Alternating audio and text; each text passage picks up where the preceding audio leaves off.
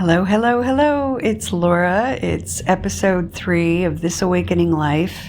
And it's Friday the 13th after a couple of days of jury duty. I'm back again.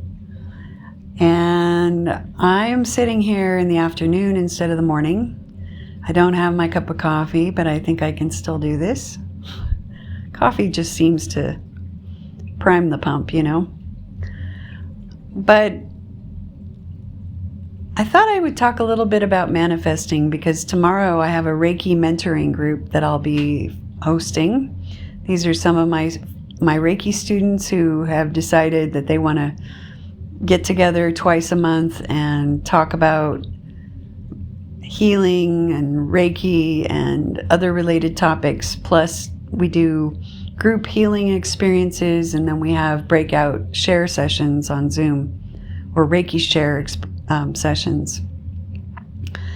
So anyway, I'm going to talk tomorrow about manifesting, and I thought, well, why don't I do that here too? And what I wanted to say mostly about manifesting is that it's a very good classroom for experimenting with the power of your mind. And I wanted to encourage you to try it. And I also wanted to give you a tip that I feel is what changed things for me. So,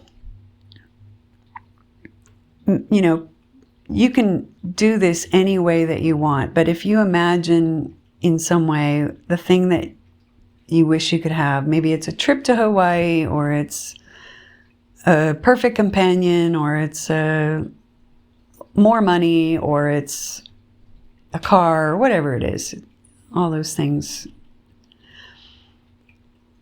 then what I want you to imagine is that they're already here in energy form, because you already have the idea of it, right? So it's a subtle version of how it already showed up for you. And what shows up for you is going to be different than what shows up for me. And so this is part of your individual makeup. This is what lights you up. And what I also want you to realize is the thing itself is never very alive. It's just an image. And an image isn't given any life till there is meaning given to that image. This is also A Course in Miracles says, I've given everything all the meaning it has for me. So I could give my husband a red rose, and he might not think it's very interesting, but if he gives me a red rose, then I might have a lot of association with that and think, wow, that was such a sweet thing for him to do. But if I give him a brand new paintbrush, he's going to think that I am really, really sweet and that I must love him very much. But if he gives me a paintbrush, I'm going to be like, thanks, and put it in my desk drawer and not probably ever think about it again. So we have these images, but they're not what is the thing that we want. We want the energy or the meaning that that thing gives us. So this is the first pro tip that I want to suggest. So you could decide that you're going to try this in January, or try it now and have it ready for January. For the things that you want in your life, you are entitled to have them, but not really the symbol or the image. You want what they represent, and you want it because it resonates with the truth of you, with the heart of you, with the soul of you. So it feels good in the cells of your being to imagine having it. But it's not the thing. So money doesn't do anything. It's just paper strips and little round circles, as the Course in Miracles says. But it's the meaning that we give money. So you need to find out what that meaning is for you. And you need to keep asking yourself what the meaning is, because sometimes there's layers. So if you need money or you want money, maybe the first thing that comes to mind is you want it so you can pay your rent. But what does that do for you? Well, you have to ask, what's the meaning in that? How does it feel if I can pay my rent? Well, it feels like a load off my mind. Okay, so what does that feel like? Well, it feels like safety. Okay, well, that's starting to have some aliveness to it. You see what I'm getting at? So money isn't really what I want, but I want a feeling of safety, and maybe I want a feeling of being a whole good person. I want to drill down into that, and I find that I want to feel worthy. I want to feel respectable. I want to feel that I have integrity. So you start to feel deeper below the surface of the image or the thing that you want, or this thing that you want to happen. Below that, what is actually that a way to get? It's a delivery mechanism for a feeling. All right? Sort of like we joke that, bread is sort of like a butter delivery system because we like the butter, something like that. So you want to find out, what does it really mean? What do I really want? So when you practice this, and I hope you will, you'll have your thing that you want to happen, and then you'll drill down on the meaning that it is for you, the thing that actually lights you up about getting that new car or that relationship or that house. This is always going to be an abstract thing. It's an energy. It's something that vibrates your heart, that rings your bell, so to speak, right? Joy, happiness, freedom, safety, belonging, being part of something, those kinds of things. So here, that's the first thing. But here's the second thing.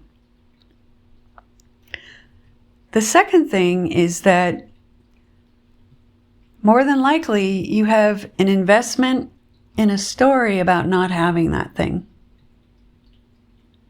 It's something to do with that thing. Maybe it's not directly, but it's something to do with not having. And that's where you have to forgive. And I mean forgiveness in the sense of seeing through the story. So maybe you've had a life of not having a lot of money. And there's a lot of meaning in the story for you about growing up without a lot of money, and about not being able to go to school like you wanted to, or, the right school, or, having to live in conditions that you didn't want to live in, those kinds of things. So now you want money, and that makes sense. It's a logical thing to want. But here's the situation. If you still have grievances, you still have that energy of the past, then it's going to be difficult for you to receive, without a lot of hooks, the thing that you think you want. And what I mean by that is, I'll give you an example. I learned that I was very good at manifesting back 20 some years ago. But every time I manifested, I also received, so I got the thing that was good that I wanted, but I got a lot of, it's like my net. If I went fishing with a big sea net, I caught way too many dolphin in the tuna net, or, maybe it was old tires because dolphins are cute, but I was fishing with a net. I got what I wanted, but I got a lot of what I didn't want because there was not a clear intention. There were still all these negative beliefs and ideas and memories and all that old energy that I wasn't worthy, or that life was hard, or that I'm not enough. So you see what I'm getting at, that we're always getting a reflection of the energy in our being that we believe. We may not, excuse me, we may not know that we believe it because we haven't looked at it. So this is the work. Maybe it's only occasionally we feel that unworthiness.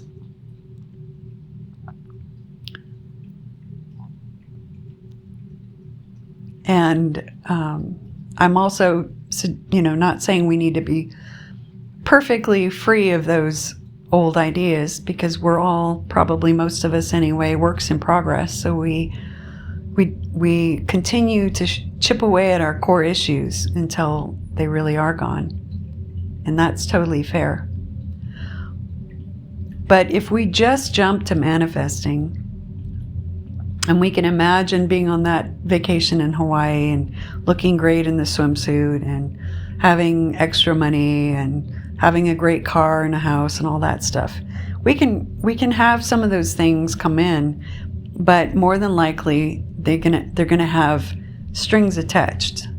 They're gonna have, or in some other corner of our world, something bad's gonna happen. And that's where you get to this feeling, or you may have this feeling, when's the other shoe going to drop? And for a long time, even when things were going well, I had that feeling. Things are going so well, when's the other shoe going to drop? And that's why, because we have these beliefs about who we are that are the ego in us. And they've got to continue to manifest so that we have more and more opportunities to let them go. It's not that, God or some, physical or metaphysical teachers out there, serving this stuff up on purpose so that we will learn our lessons. It's not like that. It's simply the fact that this is a projection. This life is a projection, and we're experiencing the film in the projector. So we have to change the film in the projector to receive something new in our experience. So I'm suggesting that this is also a great way to learn about this, learn about who you are. Not only will it, make your life work better, it will teach you tremendous things about life and about who you are and about your relationship to your reality and your experience. I had a hypnotherapy teacher, and she would say, when you have a client come in, remember first off that they are well, but they could be weller, is how she put it. And I like that idea too. That, let's say we're dealing with money. Can we find how money actually lights us up? What is it about money? Well, it lets me do what I want. It lets me take care of the things that I need to take care of. Okay. So those things make me feel safe. Those things make me feel free. Okay, so let's just stay with those two things. You might have other things, but let's start here. So that safety and freedom are like an energy in me, right? Can I feel safety? And is there a way that there is safety here right now?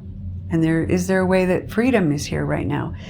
Maybe it's not in all the ways and all the aspects of my life yet, but can I find how it's true today and now? Maybe in this moment, in this chair, in this room, in this house, on Friday the 13th, I am very safe. I am safe. I can feel safe. Just for this moment and maybe the next moment. Because if I can do it for one moment, I can do it for the next. Same with freedom. Maybe I can't be free in all the ways I want to be free. And we can think about Nelson Mandela in this, just thinking about someone who was literally incarcerated but found his freedom. So this is not only just a game, but it's a profound teaching, actually. A profound classroom for finding out who we are right now. So we build on the energy that we're actually wanting to experience by virtue of by getting what we want. We identify it first, and then we ask if it's not possible that it's already here in some way, and we begin to focus on that. That's kind of the first part. And so can I focus on that feeling of safety? Even if I don't know exactly how I'm going to pay my rent. Right now, in my chair with my cup of tea, am I safe? Can I find safety here? Yeah, right now I am. It's only when I get a future moment in my mind that I start to worry. But right now, if I don't have those thoughts, I'm safe. Or I'm abundant enough. I'm abundant because I've got a chair to sit on and I got a cup of tea. That makes me rich. Okay. And at the same time, or in the same experiment, let's say, the other part of the experiment is to let go of the needs, let go of the need to be safe, let go of the need to be controlling, let go of the need to be approved of, let go of the need to be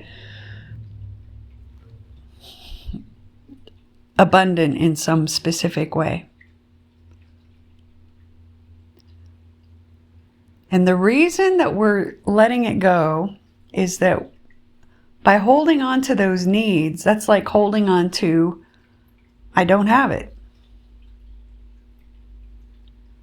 If I need it, it's because it's lacking.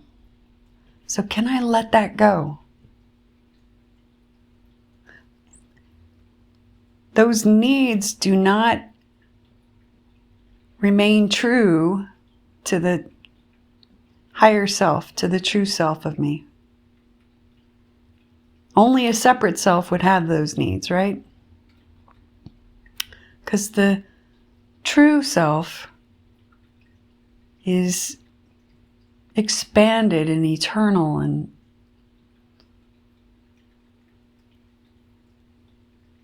non-material. So letting go of the needs and letting go of the stories and letting go of the beliefs. The beliefs around money, the beliefs around unworthiness, the beliefs around life is hard, or rich people are jerks, or whatever it is. And that's kind of the investigation we have to do. Why would having the right car feel uncomfortable? You could ask yourself. Is there anything in me that would kind of would arise as a little point of fear or a little anxiety? And you look for it.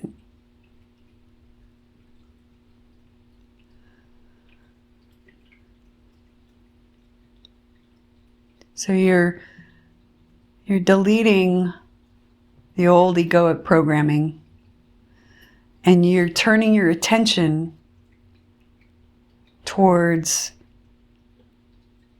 these higher vibrations, these higher ways of feeling, these much truer beliefs about who you are. And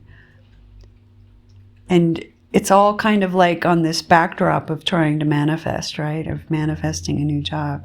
So in a way, it's like you're learning a soul lesson in a simple way, just trying to get a new car. So it's you could say that the new car manifesting is just like a backdrop for some deep healing that's happening. Because you can feel so good that would you even need a car? Or would you just be so in your wholeness and feeling joy and complete that you wouldn't even care about a car? But guess what? It would probably show up anyway if you had a thought of it. And there are people that live like that, like Lester Levinson, his stories. And he was the one too to teach in terms of his release technique and releasing need, and in terms of needing control or safety or approval of others. He spelled it out very, very concretely like that. But he could, think of a car and it would show up. Someone would just say, I have this Mercedes that I don't need anymore. Would you like it? And it was exactly the same color he thought of. And yeah. So there's precedent for this. It's not just him. It's many awakened ones. They live differently because their thoughts are not interfered with by this wall, I like to say to clients. It's like, as you start chipping away and working away to undo brick by brick the defense you have against life and against who you are, then what you want has to come to you. It's just because of the nature of who you are in the world. You think it's your outer world, but it's actually an aspect of your inner world. It's reflecting back to you.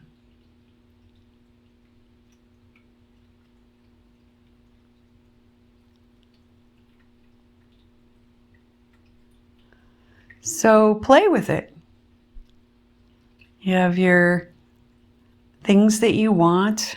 In Reiki, we learn you could have a Reiki box, actually. You can have a box of all the things you'd like to manifest. It could be things for healing, for yourself or others. It could be, a successful practice. It could be some kind of material good that you want to come into your life. And then you Reiki yourself and your box every day, and you watch to see how things begin to shift. And the way that I like to teach it is that we also tune into these deeper meanings of these things. the energetic signature that I actually want. A TV doesn't bring anybody joy, right?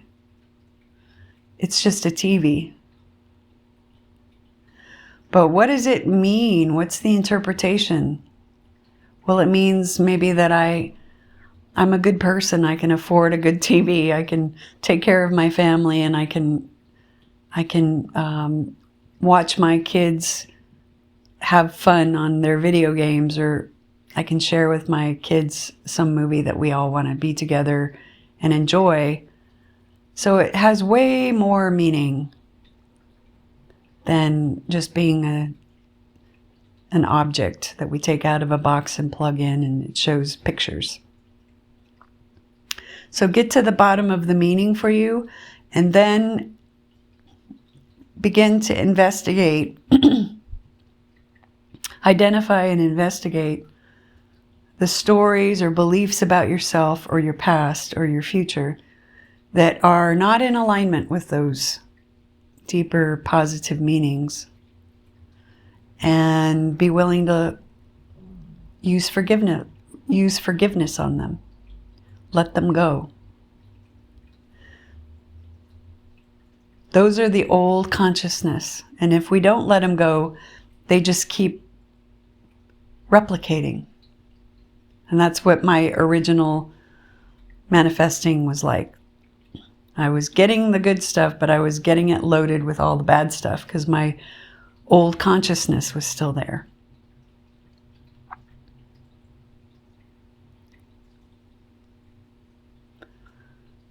So I hope this has made sense, and that maybe you feel that you're inspired to give it a try. In a way, you're always manifesting anyway. So why not do it deliberately? And even if you're like me, I had a lot of troubles often, other than basic material things of what I wanted. I had troubles identifying specific things I wanted. And you don't need to even go there if that's also true for you. If you have a very simple life and like it that way, is there anything that you would like to manifest more of? This deeper meaning, this sense of belonging, the sense of extending who you are in an authentic way in your world? Do you want more of those experiences and that feeling? Being totally fluid, totally who you are.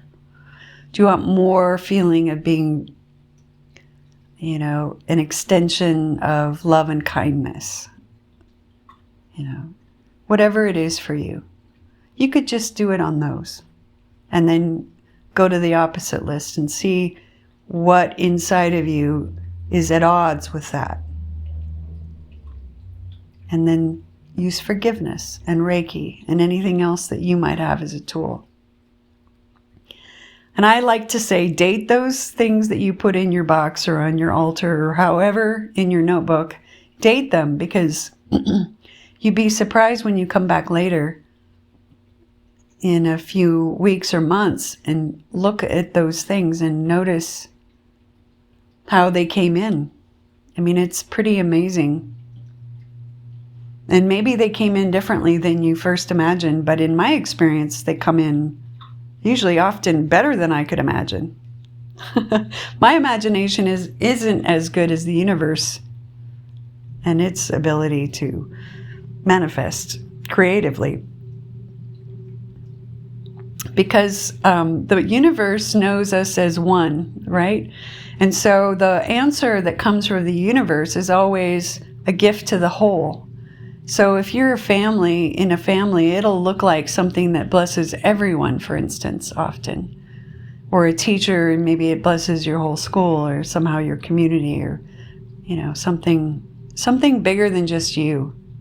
So that's why you can feel, I'm going to really sell you on this idea that when you do it from this very high perspective that I'm talking about, it is a gift and a blessing to everyone. So feel very liberated that you're not in any way selfish when you manifest, that this is you as a technology in this world to be a greater and greater extension of the love and blessings that are available to all of us. And you're playing your part by playing this game with the source, with the spirit. Is playing this game of manifesting, but you know that it's so much more than most of us have ever understood. You're getting a soul uplift, and you're also becoming a greater and greater instrument for the goodness of the Spirit to flow to others. Okay, well, I think that we'll call it good for now. Thank you for listening. I always like your comments. There haven't been too many so far, but I see one came earlier today. If you have any comments of your own you want to add, please do. Or if you have any topic you're interested in, let me know. And I wish you all the best, and I hope you tune in next time. Thank you. Bye-bye.